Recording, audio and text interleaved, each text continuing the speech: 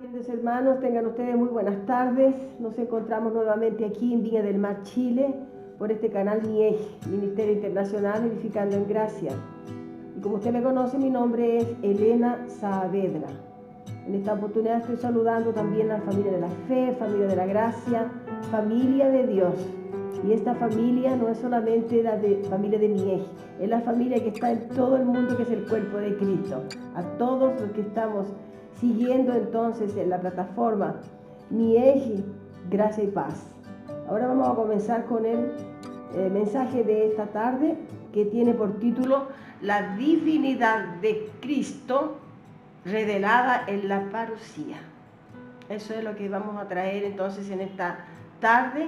Es un tema también muy interesante y oportuno en todos los tiempos, para conocer entonces que la escatología bíblica ya es realizada. Y como usted sabe, estamos a través del método del preterismo pleno.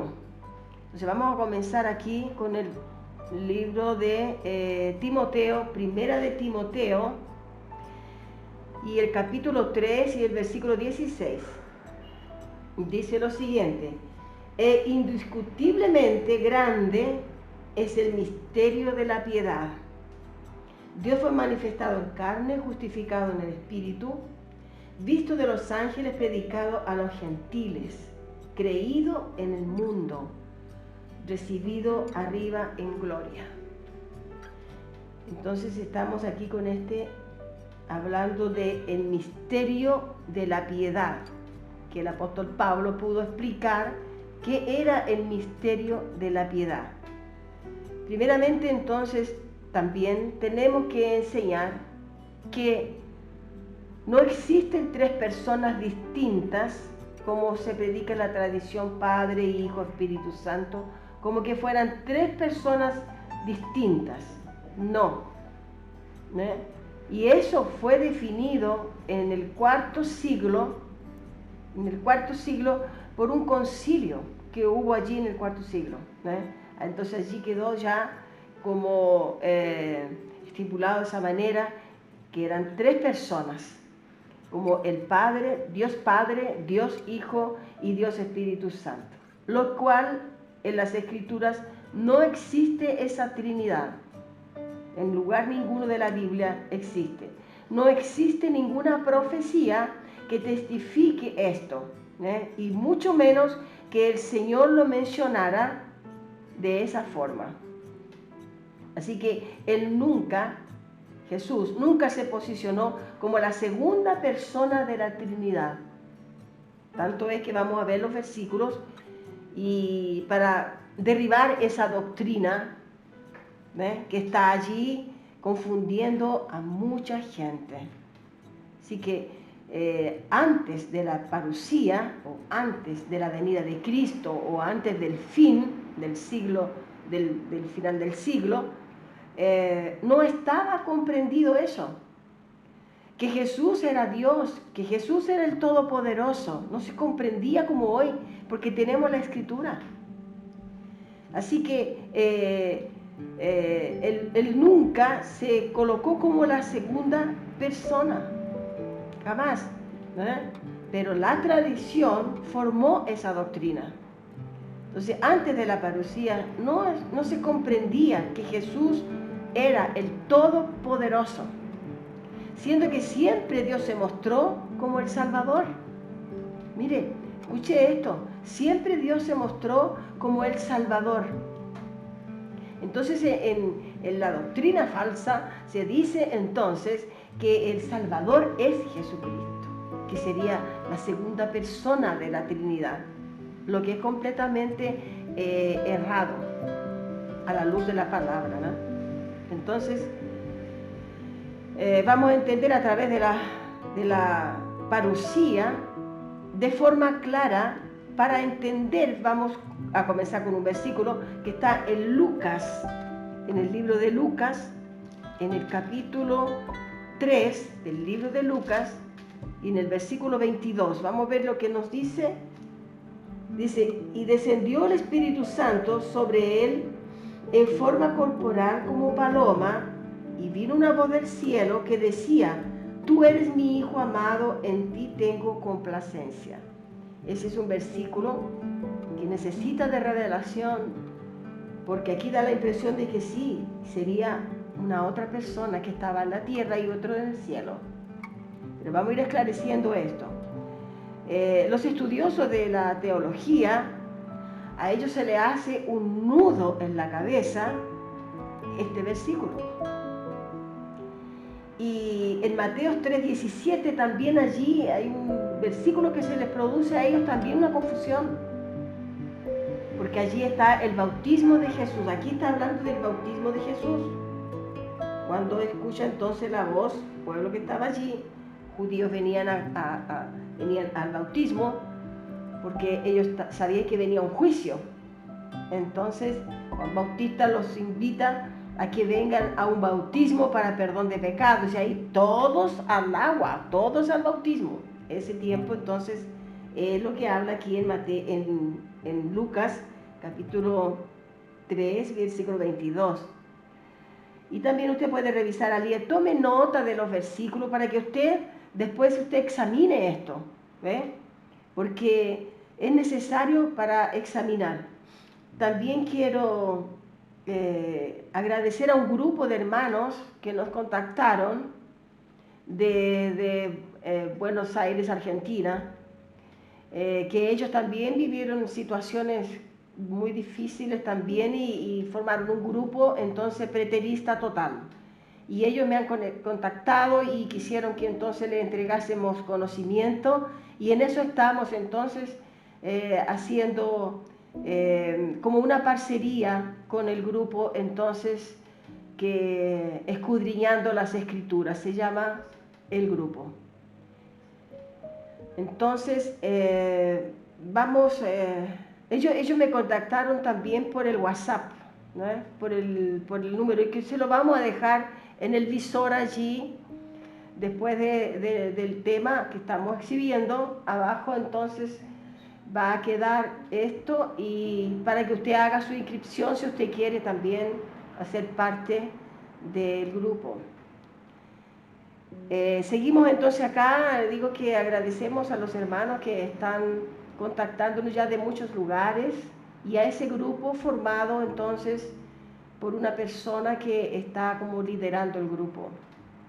Le damos gracias también a esta persona llamada Enrique. Bueno, aquí entonces lo que estamos tratando es de la divinidad de Cristo revelada en la parusía, porque no había manera entonces de poder revelar antes. Muchos de los judíos no creyeron lo que el apóstol Pablo les traía como revelación de las profecías del antiguo pacto, porque todo está en el antiguo pacto y la realización entonces está aquí en el tiempo del final del siglo, que fue en el año 70 después de Cristo, en el primer siglo. Vamos a ver aquí también en el libro de Juan, capítulo 10, Juan, capítulo 10, 30. Tome nota usted, por favor, allí, para que usted haga un buen examen y vea que entonces todo está escrito.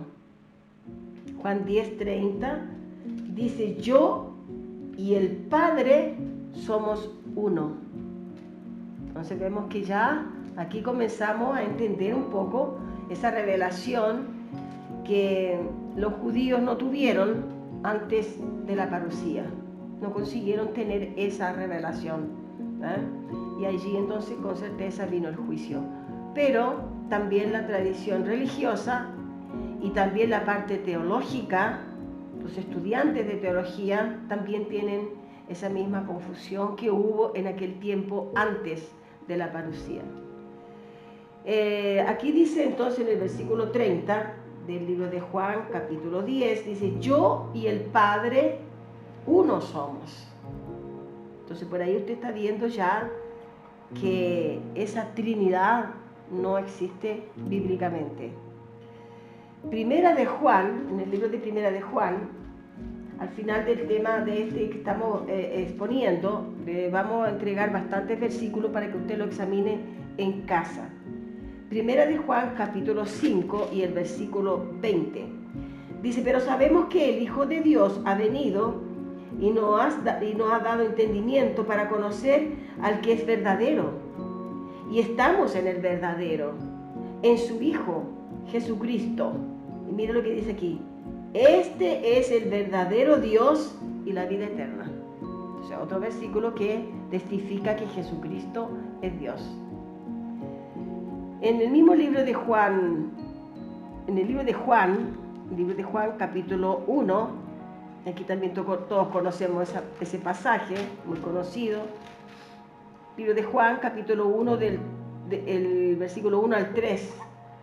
Dice, y en el principio era el verbo, que todos conocemos esto, y el verbo era con Dios, y el verbo era Dios. Entonces aquí estamos viendo de que existe aquí en este pasaje que el verbo era Dios, y el verbo, ¿qué es lo que es? La palabra. Entonces dice que en el principio estaba la palabra. Este era en el principio con Dios, todas las cosas por Él fueron hechas, y sin Él nada de lo que ha sido hecho fue hecho. Y el versículo 14 dice, y aquel verbo, que era la palabra, fue hecho carne. ¿Quién es el que vino entonces a la tierra? En esa manifestación de carne, fue Cristo. Y aquí dice, y aquel verbo fue hecho carne y habitó entre nosotros, y vimos su gloria, gloria como del unigénito del Padre, lleno de gracia y de verdad.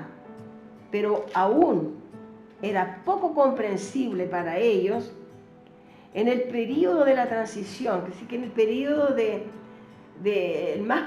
tiempo que se cuestionó mucho más este asunto de las tres personas de la Trinidad, y también, como dice el apóstol Pablo, grande es el misterio de la piedad. Se cuestionó mucho en el tiempo de la transición. Ese tiempo de la transición es el tiempo que iba caminando desde la cruz al año 70. Hay un tiempo de transición allí donde se predicó el Evangelio de la Gracia también en ese tiempo. Para preparar, se predicó mucho el Evangelio por todas las naciones, que ese sería el mundo, que fue predicado el Evangelio en todo el mundo. Ese mundo entonces sería el Eucomene, es la tierra habitada de aquella época. Ese sería el mundo que habla la Biblia, no es el mundo completo que tenemos hoy, después de 21 siglos, no, esto fue en aquella época. Y entonces era poco comprensible en ese periodo de la transición, que iba caminando de la cruz hacia el año 70 para el cambio de alianza, que sería el cambio de pacto, el cambio de testamento, del Antiguo Testamento al Nuevo. Entonces, para ellos todo esto era un misterio que solo se pudo entender y solamente fue revelado en su plenitud para ellos, los judíos que no entendieron la parte que el apóstol Pablo les enseñaba. Solamente entonces en la parusía, en el fin del siglo, en el tiempo que se manifestaron todos los asuntos que estaban en el antiguo pacto. Entonces ellos, allí los judíos eran celosos, ellos eran muy celosos, pero no tenían esa revelación. Eran celosos del Dios, del Todopoderoso, de aquel que ellos lo llamaban del Shaddai, de que lo llamaban el Elohim, de que lo llamaban el Jehová. Ellos eran celosísimos de ese Dios de ellos, porque decían que era el Dios de Israel. Y con eso ellos eran muy orgullosos y celosos con ese Dios. Pero no entendieron,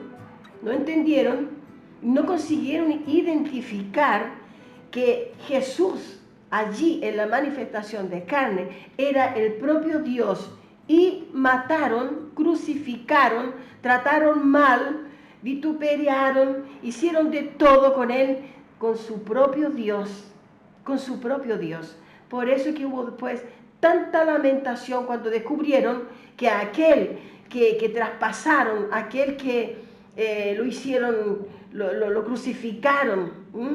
Era el propio Dios de ellos. Entonces las lamentaciones fueron grandes hasta el día de hoy. Por los antepasados, los de hoy todavía lamentan. Y allí van al muro a la lamentación. Entonces ellos no consiguieron identificar porque ellos no tuvieron esa revelación. No lo consiguieron entender allí. Porque eran celosos, eran tan celosos de Dios que no, ese Jesús que estaban mostrándole allí los apóstoles, entonces para ellos era un impostor, para ellos era un fanático, para ellos sería un personaje que estaba queriéndose pasar por Dios, pero no vieron en la humildad del corazón de que ese hombre hacía milagros increíbles, hasta como de resucitar muertos, después de 4 días, como Lázaro. Entonces ellos no vieron, era tanta la ira que ellos tenían sobre Jesús, que no se dieron cuenta que Él era el propio Dios de ellos, el que ellos eran orgullosos, el Dios de Israel. Y no dejaban entrar a los gentiles al templo, porque no, era solamente ellos los hijos de Dios, nadie más. Entonces no consiguieron entender, Dios no les entregó la revelación, pero el apóstol Pablo, después de haber sido él también, dice en un lugar que él respiraba odio contra aquellos que se decían que eran del camino, porque creían que era una secta, y él los mandaba a encarcelar, él los trataba mal, pero él se arrepintió, él fue llamado por Dios para esto. Él tenía que vivir todo lo que vivió para poder alcanzar a tener esa revelación. Entonces muchas veces usted también está pasando situaciones que usted no sabe por qué, pero más a futuro el Señor se las va a revelar. Yo hoy en día puedo decir que yo no sabía por qué me venía acá a Chile. Yo no me quería venir a Chile. No quería estar aquí en esta tierra, pero hoy en día veo cuán grande fue el misterio revelado a mí de entender la escatología bíblica que ya es realizada, y la conocí aquí, en esta nación. Así que yo digo hoy en día que todo tiene su tiempo, y nosotros no conocemos todo porque el Señor no nos entrega todo de una vez, nos va entregando de a poco. Así que, pero ellos no consiguieron identificar. ¿Por qué? Porque había un orgullo muy grande en la vida de ellos, en sus corazones, no vieron que era el propio Dios. Así que 1 Timoteo 3, vamos a llegar acá de nuevo. 1 Timoteo 3 es el capítulo que comenzamos. El apóstol Pablo dice, grande es el misterio de la piedad. Porque el apóstol Pablo, él tenía la revelación. Él tuvo la revelación. Él fue llamado con esa revelación para predicar a los gentiles. Y también predicó también a los judíos, y después los contemporáneos de él, los apóstoles, fueron para el lado de los judíos a explicar esto, y el apóstol Pablo quedó entonces también con los gentiles. Entonces el apóstol Pablo recibió ese misterio, esa revelación del misterio, que era grande, dice, el misterio de la piedad, porque solamente el apóstol Pablo tuvo esa revelación, que estaba propuesto en la ley de los profetas. Entonces usted ve, había profetas mayores, profetas menores, pero en esta parte ya en la parte del evangelismo, aquí el apóstol Pablo fue el que trajo esa revelación tan grandiosa, que hoy en día podemos entender quién fue el apóstol Pablo también. Entonces esa revelación estaba propuesta en la ley de los profetas, todo estaba escrito ya en el antiguo pacto, pero el apóstol Pablo la trajo entonces a los gentiles, y esa revelación decía también de que tendría que ser crucificado, estaba escrito que iba a ser crucificado. El propio Dios le entregó revelaciones a los del antiguo pacto, a Zacarías, Entonces vamos a ver el libro de Zacarías, que Zacarías aquí, vamos a ver, antes del libro de Malaquías, Zacarías 12 y el versículo 10. Mire lo que dice aquí. ¿Por qué el apóstol Pablo, para él le fue fácil? Porque él conocía la ley de los profetas. Recordemos que el apóstol Pablo fue un hombre muy estudioso también. Dice que a los pies de Gamaliel, que ahí aprendió mucho, y él hizo entonces cursos con él y con certeza conocía las profecías, y ahí con la revelación del Espíritu de Dios consigue entender, porque iluminó Dios su entendimiento como se lo está iluminando a usted. Así que vamos a ver ahora aquí Zacarías 12, versículo 10. Dice lo siguiente: y derramaré sobre la casa de David, que era Israel, y sobre los moradores de Jerusalén, espíritu de gracia y de oración. O sea, vamos a entender que va a entregar la gracia también, pero también va a haber un tiempo de aflicción. Gracia y de oración. Dice, vamos a ver de nuevo: y derramaré sobre la casa de David y sobre los moradores de Jerusalén espíritu de gracia y de oración. Y mirarán a mí. ¿Quién dice esto? El propio Dios. Aquí no es Jesús, porque todavía no vino en manifestación de carne, estamos en el antiguo pacto. Aquí era, como lo llamaban, Jehová, Elohim, el Todopoderoso. Entonces dice aquí: y mirarán a mí, a quien traspasaron. Era una profecía de Zacarías para los tiempos venideros, para los tiempos que ellos irían a vivir, en el tiempo ya acercándose a la parucía. Era el tiempo de la manifestación de carne del propio Dios hecho Jesús en la tierra. Y aquí dice entonces, a quien traspasaron, y llorarán como se llora por un hijo unigénito, porque ellos iban a entender que crucificaron al propio Dios de ellos.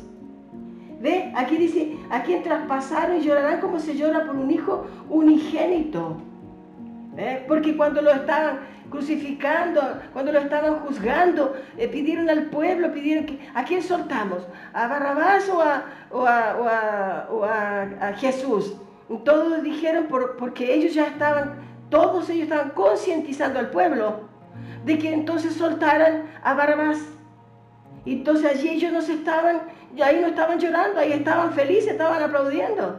Ahí querían que crucificaran a Jesús. Entonces aquí dice así, porque son tiempos, en un puro versículo usted tiene mucho tiempo aquí. Primero dice: derramaré sobre la casa de David, sobre los moradores de Jerusalén, espíritu de gracia y de oración. Y mirarán a mí, a quien traspasaron, y llorarán como se llora por un hijo unigénito, afligiéndose por él como quien se aflige por el primogénito. Cuando una madre pierde el primogénito, debe ser terrible. Yo no tuve esa experiencia, gracias a Dios, pero muchas personas han tenido esa experiencia. Entonces aquí dice: y llorarán como se llora por un hijo unigénito, afligiéndose por él como quien se aflige por el primogénito. Y en aquel día habrá gran llanto, dice, en Jerusalén, como el llanto de Adadrimón y en el valle de Megido. Bueno, allí dice gran llanto, está la parte A del versículo 11. Entonces usted puede ver aquí, Isaías 25:9 también usted lo puede anotar, y también trae una palabra allí. Vamos a ver qué es lo que dice Isaías, ahora Isaías, capítulo 25,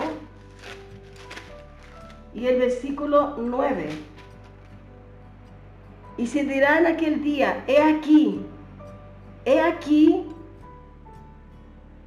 este es nuestro Dios, le hemos esperado y nos salvará. Entonces aquí vemos que es el propio Dios Jesús, porque conocemos que Jesús es el Salvador, ¿cierto? Primero que cuando entramos en la iglesia, lo primero que nos enseñan es que Jesús es el Salvador. Porque ahí entonces nosotros quedamos con que Dios es el Todopoderoso, pero Jesús es el Salvador. Pero aquí ya comienza a esclarecer. Y dice, y se dirá en aquel día: he aquí, este es nuestro Dios, Él es nuestro Dios. Le hemos esperado y nos salvará. Entonces aquí Él ya se muestra como el Salvador. Y este es Jehová. Aquí dice en el antiguo pacto: y este es Jehová, a quien hemos esperado, y nos gozaremos y nos alegraremos en su salvación. Entonces los profetas sabían que el propio Dios vendría como Salvador, pero los judíos del tiempo del primer siglo no lo sabían, no lo podían entender. ¿Por qué? Porque no estaba todavía el Espíritu Santo para revelar. porque es a través del Espíritu Santo que trae entonces la revelación, la iluminación a nuestro entendimiento. Y eso está entonces en Isaías 25:9. Los judíos no entendieron que Él era el Salvador, era el propio Dios. Y ellos crucificaron a su amado Dios. Y eran celosos por el Dios Todopoderoso, el Dios de Israel. Y ahí vemos entonces esa mente que estaba con ese velo, que muchos todavía en el siglo XXI están con el mismo velo. Ahora yo quiero que usted anote unos versículos porque no los vamos a citar, que son bastantes. Primera de Timoteo 1:1, donde dice: yo y el Padre somos uno, se lo leímos. En 1 Timoteo 2, del 1 al 3, dice: el apóstol enseñó que el Salvador era Dios, y ese era el gran misterio. Eso estaba oculto, ¿ves? Estaba oculto, pero vino a ser revelado a través entonces de las enseñanzas del apóstol Pablo. En el libro de Tito 1 al 3, dice que la fe no es de todos. Usted lea el versículo en casa. Tito 3, versículo del 3 al 4, dice que Él es el único Dios. Me gustaría leer ese, sí. Ese lo vamos a leer. Vamos a ver aquí. El libro de Tito. Vamos a llegar al libro de Tito, que me parece que está cerquita de... Después de Timoteo me parece que está Tito. Sí, exacto. Tito, vamos a ver el versículo del 1 al 3.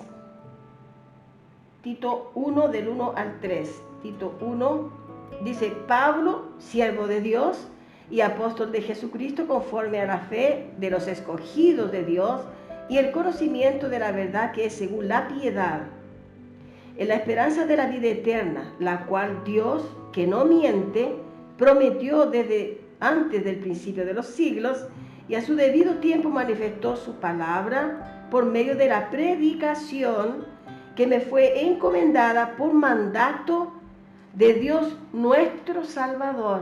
El apóstol Pablo, él tenía la revelación de que al que estaban crucificando era el Salvador, era el propio Dios, y era Jesús allí en carne.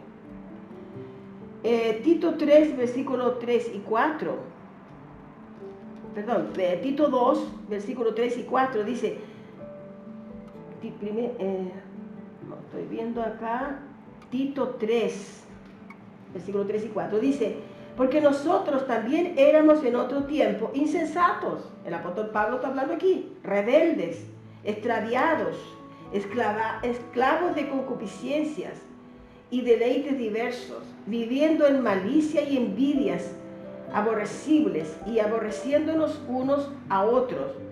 Pero cuando se manifestó la bondad de Dios, nuestro Salvador, y su amor para con los hombres, nos salvó. Y ahí comienza el versículo 5. Entonces el apóstol Pablo tenía completamente la revelación, lo tenía muy claro, de que el propio Dios era el Salvador y era Jesús, Jesucristo, ya después de la cruz. Así que usted puede marcar esos versículos.